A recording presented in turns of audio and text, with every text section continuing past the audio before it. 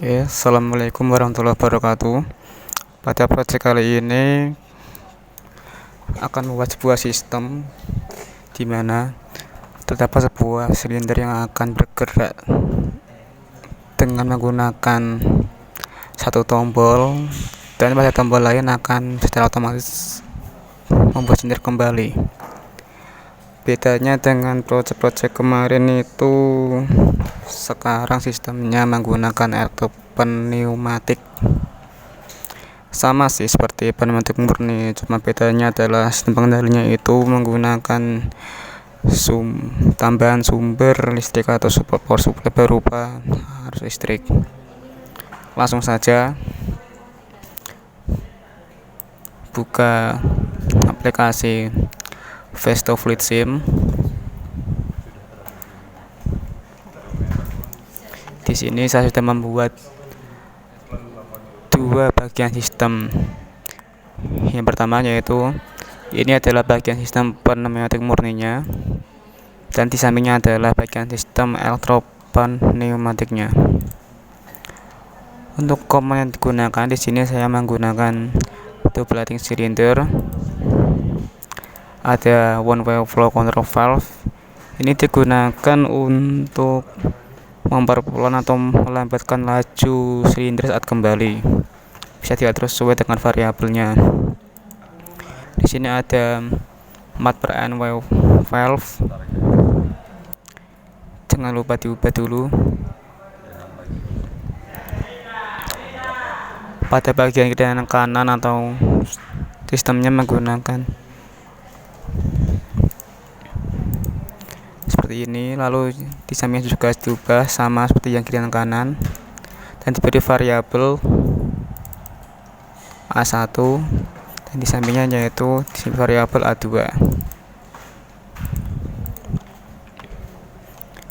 Lalu saja kita hubungkan seperti yang pada di gambar. Pada bagian silinder dibuat konfigurasi label, yaitu dengan label A dengan bagian 0 dan N0, dan di bawahnya itu menggunakan S2 dengan bagian 100 dan N100. Nah, untuk bagian sirkuit di elektropneumatiknya, di sini power supply 24 volt dan 0 volt sebagai ground. Di sini ada push button, brake switch, ada main switch, dan di sini digunakan sebagai relay NC pengunci. Di sini ada valve solenoid yang telah kita konfigurasikan dengan variabel di rangkaian pneumatik murninya. Nah, ini pada bagian brake switch, selain menggunakan variabel S2, kita juga ubah menggunakan switch roll, sehingga saat S1 ditekan, maka dengan otomatis S2 akan mengembalikan silinder ke tempat semulanya. Langsung kita simulasikan. Saat S1 ditekan, maka silinder akan bergerak ke S2 sesuai dengan variabel, lalu beberapa saat kemudian akan kembali ke titik A lagi. Baiklah, terima kasih telah menyimaknya. Sekarang kita lanjut ke project kedua, yaitu menggunakan dua silinder, yaitu silinder A dan silinder B, dengan 3 saklar. Apabila S1 ditekan, maka silinder 1 akan bergerak. Begitu juga dengan jika S2 ditekan, maka silinder 2 akan bergerak maju semua. Dan ini adalah ada S3 atau tombol 3 yang apabila ditekan, maka piston A atau silinder A dan silinder B akan bergerak mundur secara bersamaan. Langsung saja ke project.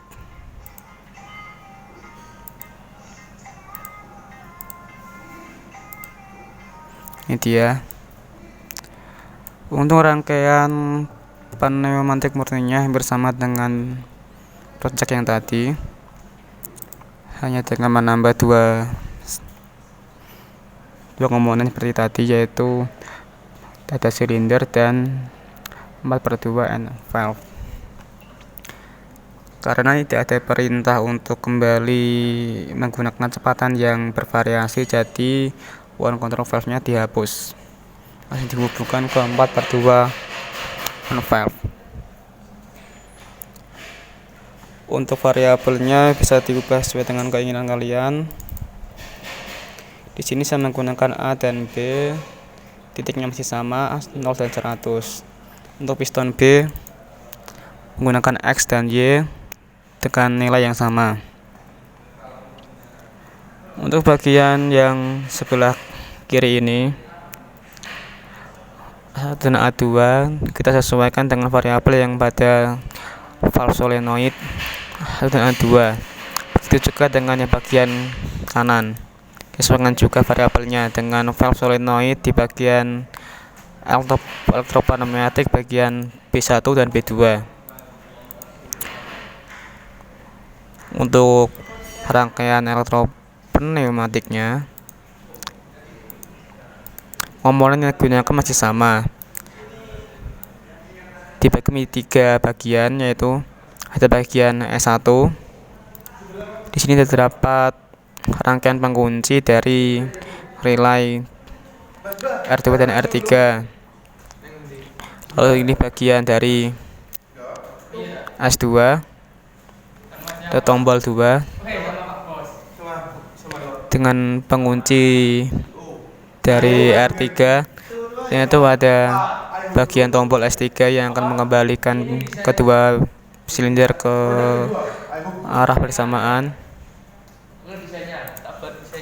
dengan rangkaian pengunci dari R1. Untuk rangkaian ini, brake switch-nya tidak menggunakan otomatis control karena terdapat tombol S3 untuk mengembalikannya secara manual apabila keadaan dari S1 dan S2 telah terpenuhi, yaitu kedua silinder bergerak maju. Langsung saja kita simulasikan. Ini adalah bagian S1-nya. Kalau ditekan, piston akan maju, dan ini adalah S2-nya yang akan menggerakkan piston B. Lalu ada S3 yang berfungsi untuk mengembalikan kedua silinder tersebut. Maka keadaan sirkuit akan kembali seperti semula. Apabila hanya cuma S1 yang ditekan, kita melanjutkan langsung ke S3, maka keadaan tidak akan terpenuhi karena ada sirkuit relay pengunci dari R3 dan R1 yang tidak dapat dilalui oleh arusnya. Jadi kita harus melanjutkan dulu ke tombol 2, baru ke tombol 3. Oke, kira-kira seperti itu tutorialnya. Bila ada yang kurang jelas bisa ditanyakan. Terima kasih sudah menonton, dan wassalamualaikum warahmatullahi wabarakatuh.